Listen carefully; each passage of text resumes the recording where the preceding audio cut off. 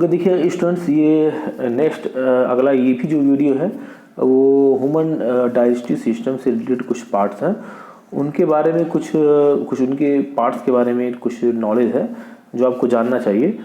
ठीक है, एक्चुअली देखिए तो यहाँ पे जो हम लोग चर्चा कर रहे थे ह्यूमन डाइजेस्टिव सिस्टम के बारे में, तो ये स्टमक के बारे में थोड़ा सा हम लोग चर्चा करेंगे। स्टमक जो है एलिमेंट्री कैनाल का पार्ट है। ओके, और ये एलिमेंट्री कैनाल का सबसे चौड़ा पार्ट है। यहाँ पे आप देखेंगे stomach is the most dilated part, मतलब सबसे ज़्यादा चौड़ा पार्ट। यदि आपसे पूछा जाए कि ह्यूमन एलिमेंट्री कैनाल का सबसे जो चौड़ा पार्ट है वो कौन सा है, सबसे ब्रॉडेस्ट या डायलेटेड पार्ट कौन सा है, तो क्या है, ये वाला पार्ट है आपका, वो है स्टोमक। क्लियर।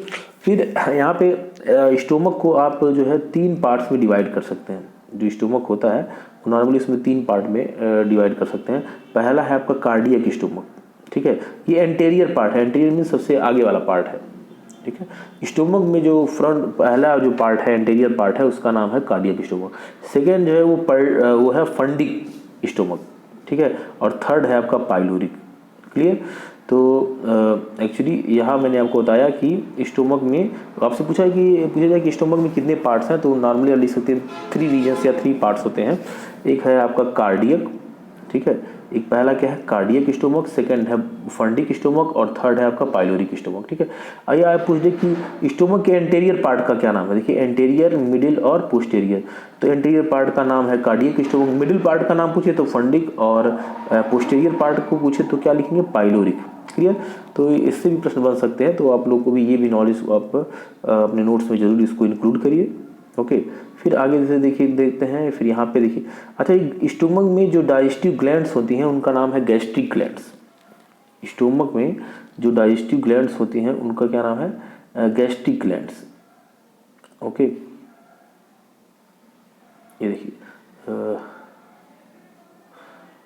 स्टोमक में जो डाइजेस्टिव ग्लैंड्स हैं वो है आपका गैस्ट्रिक ग्लैंड्स। देखिए यहाँ पे गैस्ट्रिक ग्लैंड्स, और ये गैस्ट्रिक ग्लैंड ढेर सारी, ऐसा नहीं कि स्टोमक के अंदर, स्टोमक की जो इनर वॉल उसका होता है, जो अंदर की जो उसकी वॉल होती है स्टोमक में, उसमें ढेर सारी यूनिसेलुलर ग्लैंड्स होती हैं, सभी को एक साथ मिला के कहते हैं गैस्ट्रिक ग्लैंड्स। और ये गैस्ट्रिक ग्लैंड्स क्या होता है, ये बनाती हैं गैस्ट्रिक जूस बनाती हैं। गैस्ट्रिक जूस फिर ये मिलता है फूड के साथ और उसको सिंपल करने में वो हेल्प करता है। अब पूछता है कभी कभी जो गैस्ट्रिक जूस होता है उसका पीएच कितना होता है, वो होता है 1 से लेके 3.5।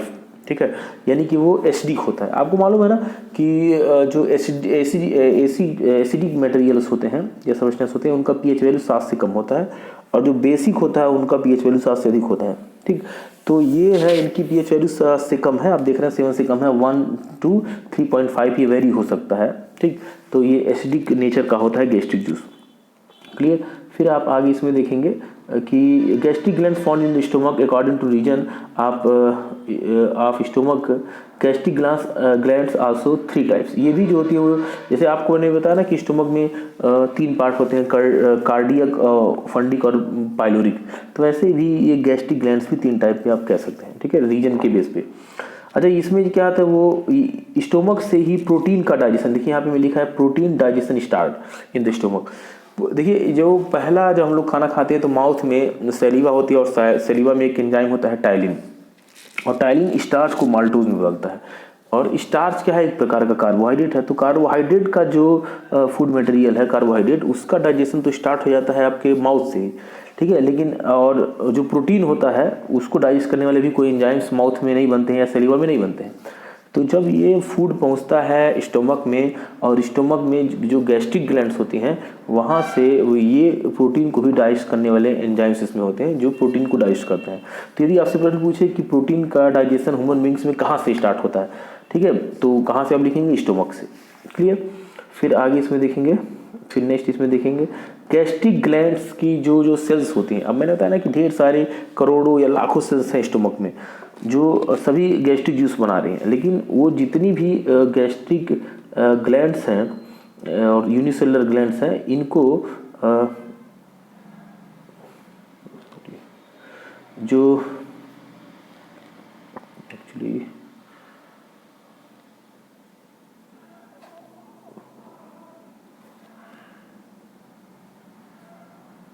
सॉरी देखिए यहाँ पे थोड़ा सा, हाँ देखिए जो गैस्ट्रिक ग्लैंड्स की जो सेल्स होती हैं तो मेनली उसमें 3 टाइप की सेल्स होती हैं, ठीक है। इसका नाम आपको याद करना है। गैस्ट्रिक ग्लैंड्स की जो सेल्स होती हैं वो 3 टाइप की हैं।